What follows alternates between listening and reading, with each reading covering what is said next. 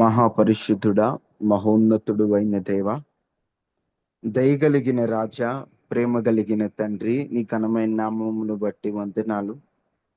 నీ మాటలు ధ్యానించుటకు అభాగ్యులమైన మేము సిద్ధపడుచుండగా, నీ దాసుని మరుగు చేసి మాతో సూటిగా స్పష్టంగా మీరు మాట్లాడండి. నీ వాక్కు మా ప్రాణమునకు అయా నెమ్మదినిస్తుందయ్యా, మా ప్రాణాలను ధైర్యపరుస్తుందయ్యా. అయ్యా, నీవు మాతో మాట్లాడడం మాకు అవసరము నాయన. మీరు మాతో మాట్లాడి మీరు మమ్ములను బలపరచమని మీ శక్తితో నీ దాసుని నింపండి. స్వజ్ఞానము స్వచిత్తము లేక నీ చిత్తములో ఉన్న మాటలు చెప్పునట్లుగా మీరు సిద్ధం చేయమని. ప్రభువా, నీకు వందనాలయ్యా, కనికరించి మాట్లాడమని యేసు శక్తి కలిగిన నామములో అడిగి వేడుకొని ఉన్నాము తండ్రి. ఆమేన్, ఆమేన్. దేవునికి స్తోత్రాలు. ఈ ఉదయ కాలాన్ని ఈ విధముగా ప్రార్థనా కొడికలో పాల్గొన్న మీ అందరికీ ప్రభు అయిన యేసుక్రీస్తు నామములో నా హృదయపూర్వకమైన వందనాలు. దేవుడు మిమ్మలను దీవించి ఆశీర్వదించును గాక. ఆమేన్. కొద్ది మాటలు మీతో పంచుకోవాలని ఆశపడుతున్నాను. కొద్ది నిమిషాలే పంచుకొని త్వరగానే ముగిస్తాను ఈ పూట.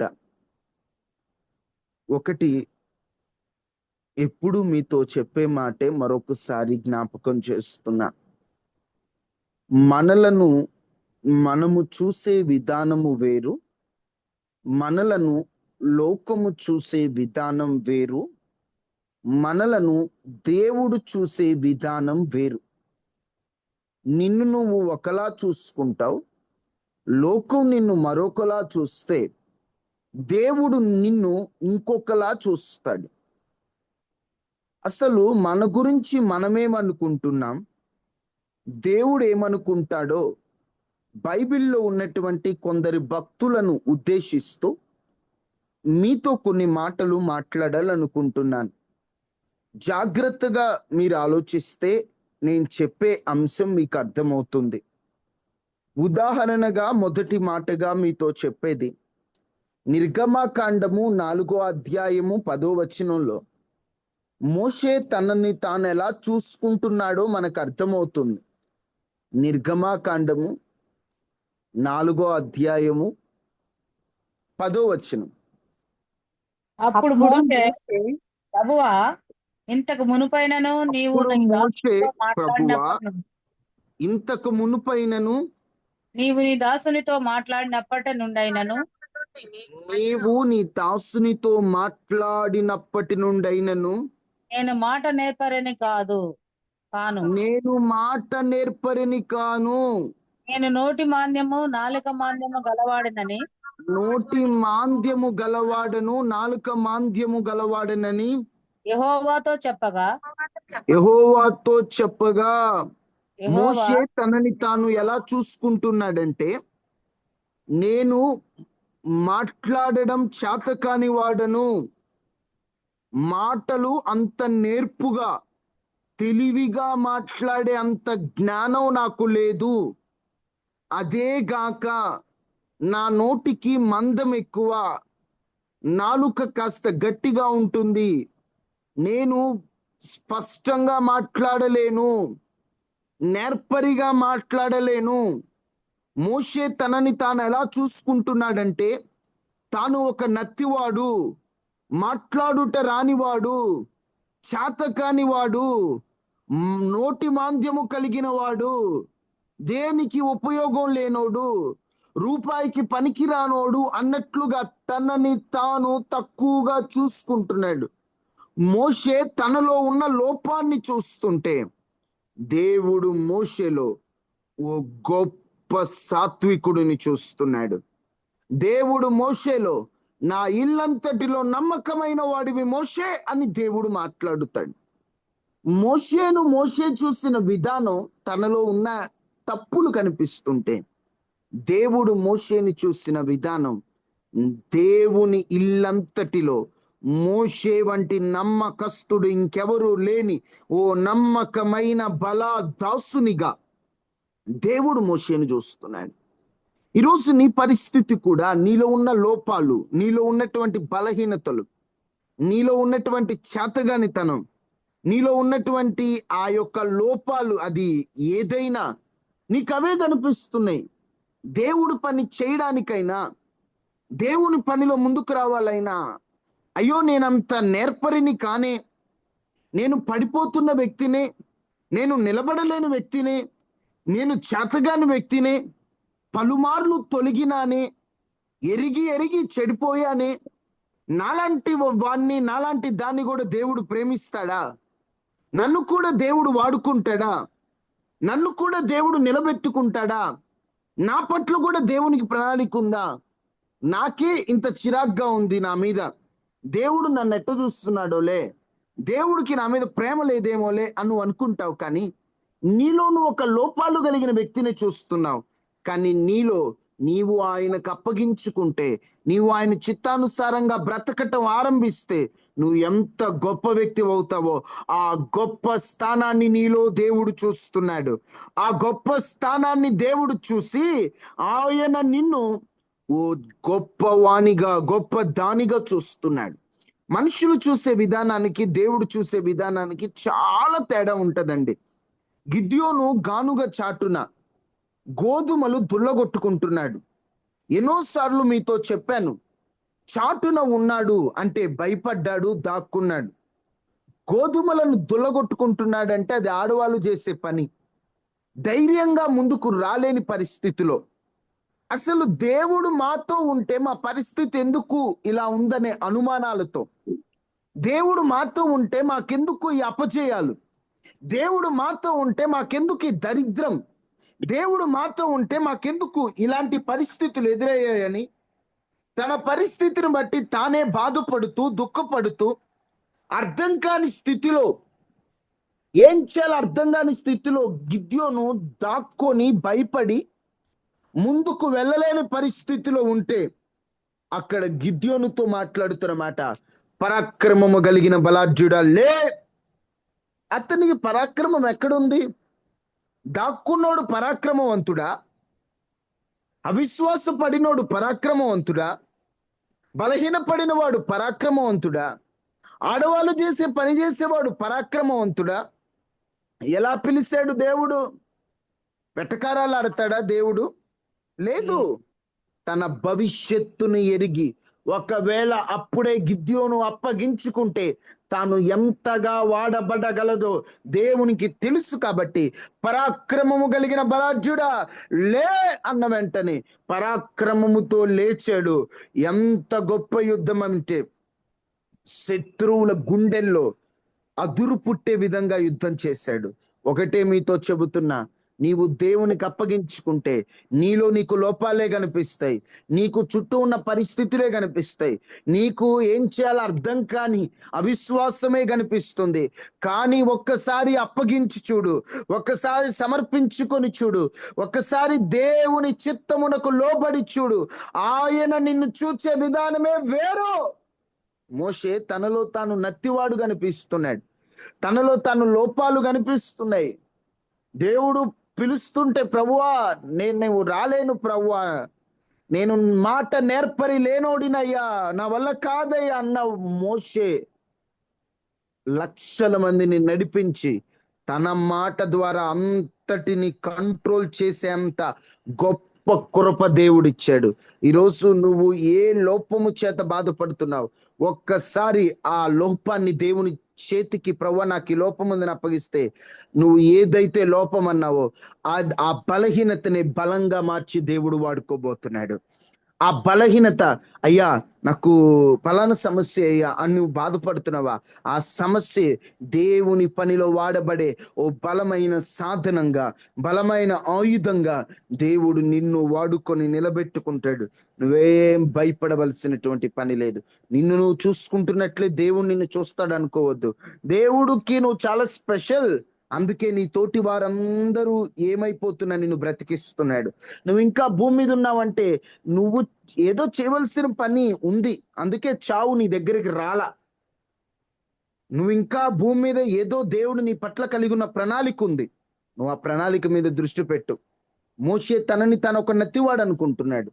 సంఖ్యాకాండము 12:37 ప్రకారం దేవుడు మోషేలో ఓ మిక్కిలి సాత్వికుడిని, ఇల్లంతటిలో నమ్మకమైన వాడిని దేవుడు చూస్తున్నాడు. భయపడవద్దు. దావీదు తనని తాను ఎలా చూస్తున్నాడో తెలుసా? 1 సమూయేలు 24:14. తనకున్న పరిస్థితిని బట్టి దావీదు తనని తాను ఎలా చూసుకుంటున్నాడంటే, 1 సమూయేలు 24:14. ఇశ్రాయేలు రాజు ఎవరిని పట్టుకొని బయలుదేరి వచ్చి ఉన్నాడు? ఏ పాటి వాణిని తరుముతున్నాడు? ఏ పాటి వాణ్ణి తరుముచున్నాడు? చచ్చిన కుక్కను కదా, చచ్చిన కుక్కను గదా, మిన్నల్లిని కదా. మిన్నల్లిని గదా. యెహోవా నీకును నాకును మధ్య న్యాయాధిపతి అయి యెహోవా నీకును నాకును న్యాయాధిపతి అయి తీర్పు తీర్చును గనుక. తీర్చునుగాక. దావీదు తనని తాను ఎలా పోల్చుకుంటున్నాడంటే, నేను చచ్చిన కుక్క వంటి వాడను. చచ్చిన కుక్క అంటే విలువ లేనిది, పనికి రానిది, రూపాయికి కూడా ఉపయోగం లేనిది. తనని తాను నేను ఒక చచ్చిన కుక్క లాంటి వాడను, మిన్నల్లిని, దేనికి పనికిరాని వాడను, అయిన వారి ద్వారా అవమానాలు పొందుతూ బ్రతకలేక బ్రతుకుతూ రాజు చేత తరమబడుతూ అటు ఇటు గాలి వాన లాంటి పరిస్థితుల చేత కొట్టబడి అర్థం కాని స్థితిలో, చచ్చిన కుక్క లాంటి పరిస్థితిలో తనని తాను అంటాడు, నేనెంత చచ్చిన కుక్క వంటి వాడను, నాదేముందిలే అని అనుకుంటుంటే 1 సమూయేలు 13:14. ఇక్కడ ఈయనేమో తనని తాను చచ్చిన కుక్క లాంటి వాడితో పోల్చుకుంటున్నాడు. కానీ దేవుడు తనలో ఏం చూస్తున్నాడో తెలుసా? 1 సమూయేలు 13:14. యెహోవా తన చిత్తానుసారమైన మనసు గల యెహోవా తన చిత్తానుసారమైన మనస్సు కలిగిన యొక్కనిని కనుగొని ఉన్నాడు. ఇతనేమో తనని తాను నేను చచ్చిన కుక్క వంటి వాడను, ఉపయోగం లేని వాడను, పనికిరాని వాడను, మిన్నల్లిని అనుకుంటున్నాడు. కానీ అలాంటి దావీదుని దేవుడు ఎలా చూశాడంటే, నా చిత్తానుసారుడు, నా చిత్తానుసారమైన మనస్సు కలిగినోని కనిపెట్టా నేను. ఈ మనిషి నా మనస్సు కలిగిన వాడు, నా చిత్తానికి అనుకూల మనస్సును కలిగిన వాడు. ఈ మనిషి నాకున్నాడు. నేను ఈ మనిషిని నా చిత్తానుసారమైన మనస్సు గలవాడిగా కనుక్కున్నానని దేవుడు దావీదుని తన చిత్తము నెరవేర్చి తన హృదయానుసారుడిగా దేవుడు చూస్తున్నాడు.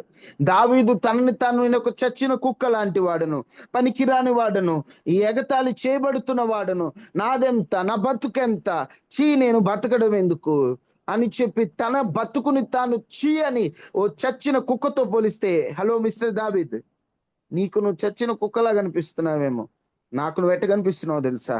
నా హృదయాన్ని ఎరిగిన వాడిగా, నా హృదయానుసారుడిగా, నా చిత్తాన్ని చేసేవాడిగా, నా చిత్తం కొరకు కనిపెట్టేవాడిగా నువ్వు నాకు కనిపిస్తున్నావు. ఈరోజు ఈ మాత్రం వింటున్నా నీవు నిన్ను నువ్వే, నా బతుకేంటి, నా జీవితం ఏంటి, నేను బతుకుతున్నాను, ఎందుకు నాలాంటోడు బతుకుతావు, నాలాంటిది బతకడం అని నీ బతుకు నువ్వే ఒక చచ్చిన కుక్క లాంటి దాంతో పోల్చుకుంటున్నావేమో. దేవుడు నిన్నెట్లా చూస్తున్నాడు తెలుసా? నువ్వు ఆయనకు లోబడితే నా చిత్తము నెరవేర్చే నా బిడ్డ, నా ప్రణాళిక చొప్పున జీవించే నా బిడ్డ అన్నట్లుగా దేవుడు నీలో తన చిత్తాన్ని చూస్తున్నాడు. నువ్వు అధైర్యపడాల్సిన పని లేదు. నిన్ను నువ్వు చూసుకున్నట్లే దేవుడు నేను చూడట్లా. ఆయన చూపే స్పెషల్ అండి. మనం మనల్ని చూసుకున్నట్టు ఆయన మనల్ని చూస్తే మనకి ఆయనకి తేడా ఏముంటది? నీలో ఉన్న చేతగానితనాన్ని చూస్తూ నువ్వు కృంగిపోతున్నావు. నువ్వు చేయగలిగిన నీ సత్తాన్ని చూస్తూ నీకు చూపించే ప్రయత్నం చేస్తూ నిన్ను హెచ్చించే ఆలోచనలో నా తండ్రి ఉన్నాడు. అయ్యా, నాలో లోపం ఉంది, ఈ లోపంతో ఎందుకురా? నువ్వు ఒక్కసారి అప్పగించుకొని నువ్వు నా చిత్తానుసారంగా బ్రతకడానికి అడుగులు ముందుకేస్తే నిన్ను ఓ బలమైన సాధనగా, బలవంతుని చేతిలో బాణముగా, విరోధులతో గుమ్మముల మీద పోరాడేటువంటి ఓ బాణముగా నేను తయారు చేస్తాను రా. సాతాను ఇంట్లో ప్రవేశించలేడురా, వాడు గుమ్మాలో ఉన్నాడు. వాడితో పోరాడే ఓ బాణంలాగా నువ్వు సిద్ధపడాలి. బలవంతుని చేతిలో ఆయుధంగా నువ్వు ఉండాలి. నీలో ఉన్న లోపాలు నువ్వు చూస్తూ కూర్చుంటే నువ్వు ముందుకు వెళ్ళలేవు. నువ్వు ఒక గొప్ప వ్యక్తివని గ్రహించాలని పరిశుద్ధాత్మ దేవుడు ఎంత ప్రయత్నం చేస్తున్నాడో, భక్తులు కూడా వాళ్ళను వాళ్ళు చూసుకుంటున్నారు. దేవుడు ఎలా చూస్తున్నాడో చూడండి. సొలొమోను కూడా మొదటి రాజులు 3:7 ఏమంటాడు తనను తాను? మొదటి రాజులు 3:7.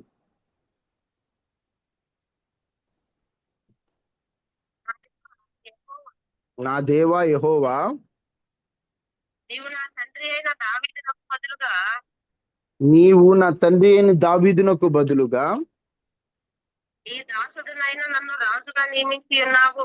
నీ దాసునైన నన్ను రాజుగా నియమించి ఉన్నావు. అయితే నేను బాలుడను, అయితే నేను బాలుడను, కార్యములు జరుగుటకును నాకు బుద్ధి చాలదు. ఈయన అంటాడు, అయ్యా ఎన్నో కార్యాలు చేయాలా, నన్ను రాజు చేసావు, నాకు బుద్ధి సరిపోదు, నా దగ్గర అంత నాలెడ్జ్ లేదు, నాకున్నది తెలివి సరిపోదు బాబు, నేను చిన్నోన్నయ్యా అని అంటుంటే తనని తాను బుద్ధి చాలని ఓ అజ్ఞానిగా సొలొమోను చూసుకుంటున్నాడు. కానీ సొలొమోనుని దేవుడు ఎలా చూస్తున్నాడో 12వ వచనం. నీవు ఇలాగున అడిగినందున నీ మనవి ఆలకించుచున్నాను, బుద్ధి వివేకముల గల హృదయము నీకు ఇచ్చుచున్నాను. పూర్వీకులలో నీ వంటి వాడొకడును లేడు, ఇక మీదట నీ వంటి వాడొకడును ఉండడు. ఇతడేమో నాకు బుద్ధి జాలదంటే దేవుడు అంటాడు, నీకున్న బుద్ధి ఇక ఎవరికి ఉండదు, నీలాంటోడంటూ ఎవరు లేరు, ఇప్పటి వరకు లేరు, ఇక మీద ఉండరు. నువ్వు బుద్ధి అందరికంటే ఎక్కువ కలిగిన వాడవు. అసలు బుద్ధి లేదయ్యా నేను నాకు అని సొలొమోను తనని తాను చూసుకుంటుంటే దేవుడు తనకు బుద్ధినిచ్చి, ఇదిగో బుద్ధి లేదని నువ్వు అంటున్నావు, అసలు నీలాంటి బుద్ధి ఇక ముందు కూడా ఎవరికి ఉండదు, ఇప్పటి వరకు లేదు, ఉండదని అంత గొప్ప జ్ఞానవంతుడిని దేవుడు సొలొమోనులో చూస్తున్నాడు.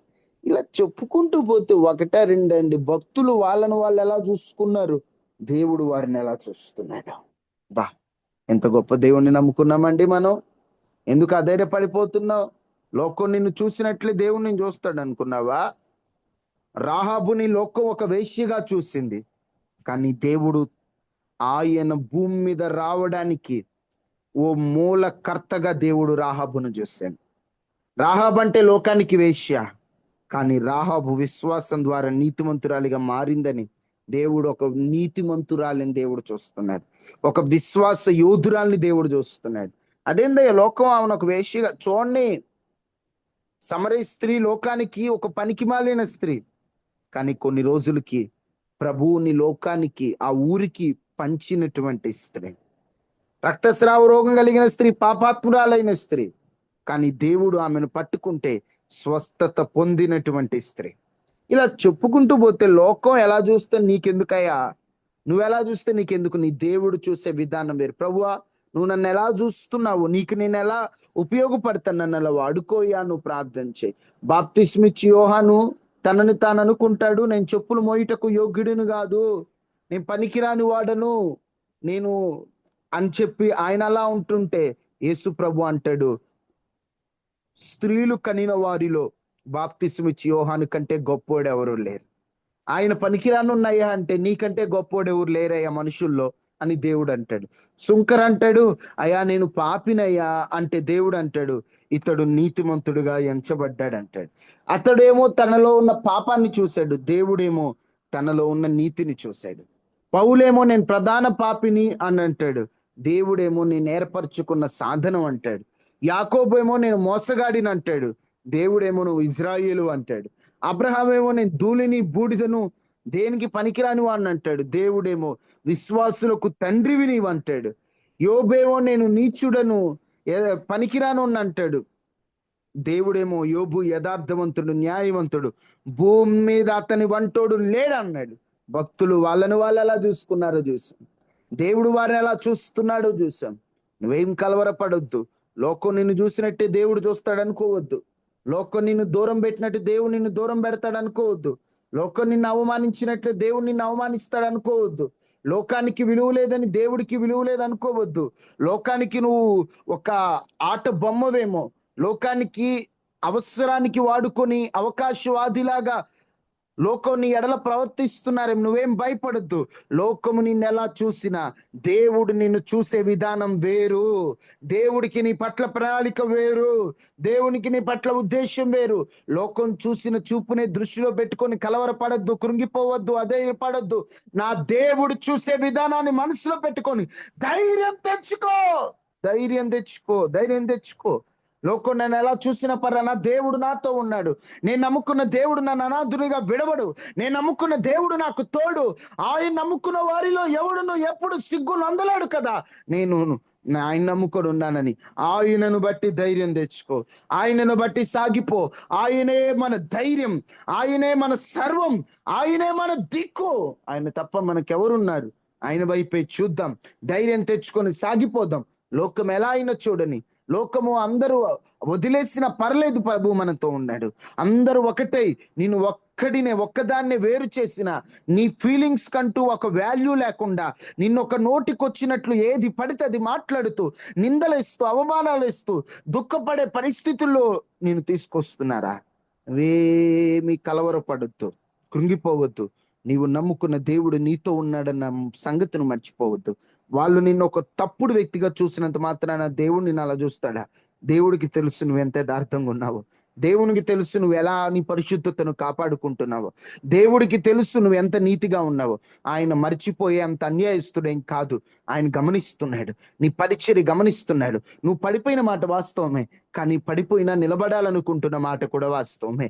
నువ్వు దేవుని మీద ప్రేమ ఉన్న మాట వాస్తవమే, కానీ లోకాశలు జయించలేక పడిపోయిన మాట వాస్తవమే. కానీ దేవుడు అనుకుంటా, నా బిడ్డ నా కోసం బ్రతకాలనుకుంటుంది, నిలబడలేక సతమతమై సతికిల పడింది, కానీ నిలబడాలనుకుంటుందని నీలో ఉన్న ప్రేమను చూస్తాడు. ఒకవేళ పడిపోయిన మాట వాస్తవమే అయినా ఆయన ప్రేమించే విషయంలో ఎక్కడ మనం వెనకడుగు వేయలేదండి. ఆయన ప్రేమిస్తూనే ఉన్నాం. ఆయనను ప్రేమిస్తున్నాం కాబట్టి ఆయన పిల్లలమైన మనల్ని ఆయన చూసుకుంటాడు. ఆయనే మనకున్నాడు. మన దిక్కు ఆయనే, మన ధైర్యం ఆయనే, మన బలం ఆయనే, మన సర్వం ఆయనే. ఆయన ఉన్నాడండి, మనం ఎందుకు భయపడాలి? అనుకోనివ్వండి, ఎన్ని మాటలైనా అనుకోనివ్వండి. యేసు ప్రభువుని దెయ్యాల అధిపతి అన్నారు. మనం ఎంత? దేవుని పట్టుకొని దెయ్యం అన్న వాళ్ళు మనల్ని అన్నరని గ్యారంటీ ఏముంది? అంటారు ఎన్నన్నా. లోకం నిన్ను చూసినట్లు ప్రభువు నిన్ను చూడడని గుర్తుపెట్టుకో. లోకం నీతో ఉన్నట్లు ప్రభు నీతో ఉండడని గుర్తుపెట్టుకో. దేవుడు నీకున్నాడు, నువ్వు భయపడాల్సిన పని లేదు. ఎందుకు కలవరపడుతున్నావు? ఎవరో ఏదో అన్నారని ఎందుకు ఆలోచిస్తూ బాధపడుతున్నావు? నువ్వేంటో ప్రభుకు తెలీదా? నీ మనస్సు ఏంటో దేవునికి తెలీదా? లోకం నిన్ను అర్థం చేసుకోకపోయినా, నువ్వు ప్రేమించిన వారే నిన్ను అర్థం చేసుకోకపోయినా దేవుడికి నువ్వు అర్థమయ్యావు. అందుకే దేవుడు నీతో మాట్లాడుతున్నాడు. నువ్వు ఆయనను బట్టి ధైర్యం తెచ్చుకో. ఆయనే మన బలం. ఆయనను బట్టి మనందరం ధైర్యముగా ముందుకు సాగిపోదుము గాక. ఆమేన్, ఆమేన్. అందరూ తలలు వంచండి, ప్రార్థన చేసుకుందాం. మహాపరిశుద్ధుడా, మహోన్నతుడు అయిన దేవా, దయగలిగిన దయమయ్యా, నీకు వందనాలు. లోకం మమ్మల్ని చూసే విధానానికి, నువ్వు మమ్మల్ని చూసే విధానానికి, మేము మమ్మల్ని చూసుకునే విధానానికి, నువ్వు మమ్మల్ని చూసే విధానానికి చాలా తేడా ఉంటదని, నువ్వు గొప్ప దేవుడు అని, ఆశ్చర్యకార్యాలు చేయటంలో నీ వంటి వాడు ఎవడు లేడని, నీవే గొప్ప దేవుడు అని, సింహాసనసీనుడు అని, మహాగణుడు అని, అద్వితీయ సత్యవంతుడు అని ప్రభువా, నీ వైపు చూస్తూ వాక్యం ద్వారా కొన్ని మాటలు మేము బలపడ్డాం. మాకు ధైర్యాన్ని ఇవ్వండి అయ్యా. మమ్మల్ని మేము చూసుకున్న విధానం వేరు, నువ్వు చూసే విధానం వేరని మాతో మాట్లాడాం. ఎత్తబడిన వాక్యాన్ని నీరు కట్టి ఫలింపచేయండి. ఈ ఉదయకాల ప్రార్థనలో ఉన్న వారిలో అనారోగ్యంతో ఉన్న వారికి స్వస్థత ఇవ్వండి. ఆర్థిక సమస్యలు ఉన్న వారికి విడుదల ఇవ్వండి. మానసికంగా కృంగిపోయిన వారికి ధైర్యాన్ని ఇవ్వండి. కుటుంబ ఇబ్బందుల్లో ఉన్న వారికి విడుదల ఇవ్వండి. కష్టార్జితాన్ని దీవించండి. ఆదివారపు ఆరాధన ఘనంగా జరిగించండి. మా ప్రయాణాల్లో తోడుగా ఉండండి. నీ రెక్కల నీళ్ళు భద్రపరచండి. ప్రతి ఒక్కరి క్షేమాన్ని ఇవ్వండి, సమాధానాన్ని ఇవ్వండి. నీ కంచి వేయండి. వైరస్లు, అనారోగ్యాల ప్రమాదాలు రాకుండా తప్పించమని, ఆర్థికంగా ఇబ్బంది పడుతున్న వారికి ద్వారాలు తెరవమని, మంచి ఆరోగ్యాలని బిడ్డలకి ఇవ్వమని, ప్రయాణాల్లో తోడుగా ఉండమని, క్షేమాన్ని ఇవ్వండి. ఈరోజు ఉదయకాల ప్రార్థనలో పాల్గొన్న పేరు పేరున ప్రతి ఒక్కరిని దీవించి వారి హృదయ అంతరంగంలో గొప్ప కార్యం చేయమని, నీ బిడ్డల పక్షాన మీరుండి అద్భుతం చేయండి అయ్యా. అయ్యా, నీ బిడ్డలు వేటిని కోరుకుంటున్నారు, వాటికి జవాబులు మీరు ఇవ్వండి. వేటిని అడుగుతున్నారు, వాటిని గమనించి కార్యం చేయండి. నీ బిడ్డలు ప్రభా తండ్రి ఎన్నో అక్కరలతో వచ్చారు, ఎన్నో సమస్యల్లో వచ్చారు. అయ్యా విడిపించండి, ధైర్యపరచండి, ఆదరించండి, వాడుకోండి అయ్యా. నీ పిల్లల పక్షాన మీరుండి.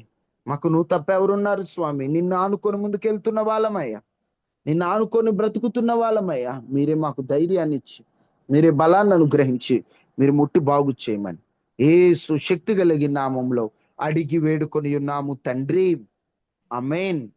తండ్రి అయిన దేవుని ప్రేమ, కుమారుడైన యేసుక్రీస్తు వారి కృప, పరిశుద్ధాత్మ నుండి సహవాసం మనకి మన కుటుంబాలకి ఎల్లప్పుడు ప్రభు కృప తోడైండును గాక. ఆమేన్. వందనాలయ్యా. అందరికీ వందనాలమ్మా. వందనాలమ్మా, అందరికీ వందనాలు.